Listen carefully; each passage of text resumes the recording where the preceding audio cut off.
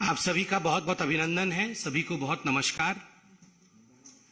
और आज जो विषय को लेकर हमने आपके सामने ये प्रेस कॉन्फ्रेंस रखा है, स्वाभाविक रूप से आपको लगेगा मानो भारतीय जनता पार्टी हर दिन राहुल गांधी को माफी मांगने क्यों बोल रही है।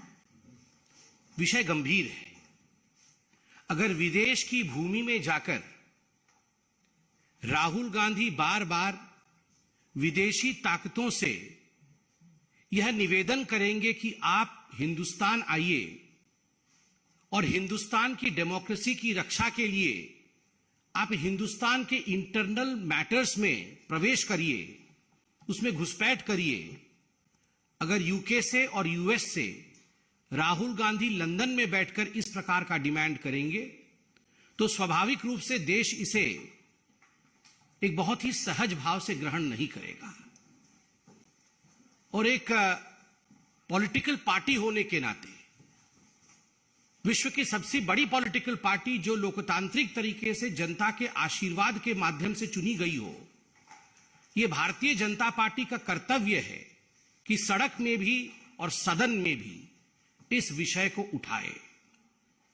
हमारा स्पष्ट मानना है कि यह विषय नहीं है, यह षड्यंत्र है।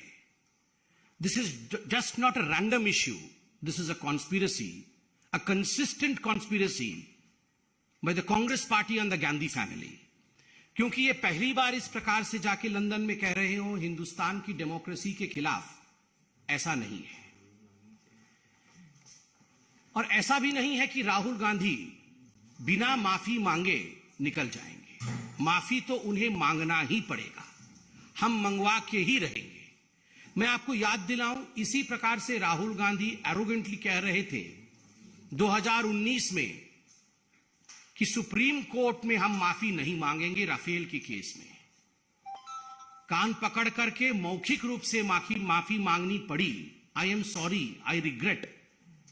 ये राहुल गांधी जी को हिंदुस्तान के सर्वोच्च न्यायालय सुप्रीम कोर्ट में कहना पड़ा और सुप्रीम कोर्ट के तत्कालीन सीजेआई उससे सेटिस्फाई नहीं हुए और उन्होंने कहा नहीं, केवल मौखिक रूप से कहने से कि आई रिग्रेट यह उचित नहीं होगा, आपको एक एफिडेविट सबमिट करके क्षमा याचना करनी होगी।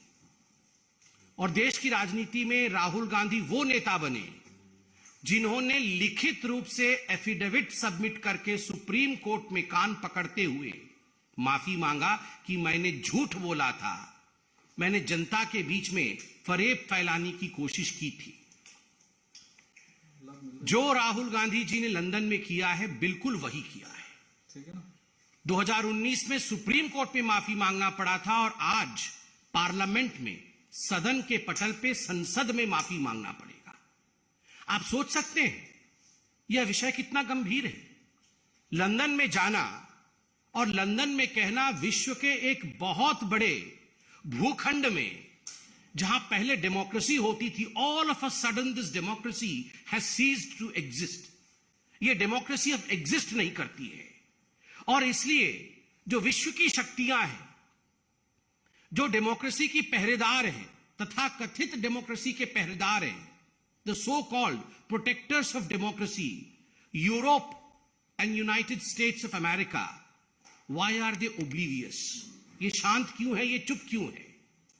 Why don't they protect the democracy in India? मतलब this is an open invitation.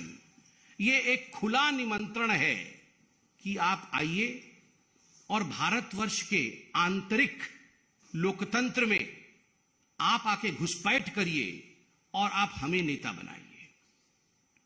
What is the difference between a Manishankar Iyer and Rahul Gandhi? ये मनीशंकर अय्यर और राहुल गांधी में क्या डिफरेंस है? मनीशंकर अय्यर पाकिस्तान जाते हैं और पाकिस्तान में आह्वान करते हैं कि हमें मोदी को हटाना होगा, हमें इस सरकार को गिराना होगा, आइए पाकिस्तान और हम कांग्रेस पार्टी मिलकर काम करेंगे। सलमान खुर्शीद बतौर विदेश मंत्री चाइना में जाके चाइना में जिस प्रकार से प्रस्तुतिकरण करते हैं, चाइना की वंदना करते हैं और भारत को कम आंक के आते हैं, वह भी हमने देखा है। और आज राहुल गांधी लंदन में जाकर न्योता देकर आते हैं विदेशी ताकतों को कि आप आकर हमें बचाइए और राहुल गांधी को आगे बढ़ाइए। This is nothing short of what Mir Jafar did. Mir Jafar ने जो किया था नवाब बनने के लिए, आप सबको पता होगा। मीर जाफर नवाब बनना चाहता था और नवाब बनने के लिए उसने ईस्ट इंडिया कंपनी की मदद ली थी। ईस्ट इंडिया कंपनी हिंदुस्तान में प्रवेश करके मीर जाफर के साथ खड़ी हुई और उसके बाद जो हुआ वो और आप और हम सब जानते हैं, अंग्रेजों का शासन। It would not be an aberration to say that Rahul Gandhi is a present day Mir Jafar of Indian polity। जो उन्होंने लंदन में किया है वो ठीक वही किया है।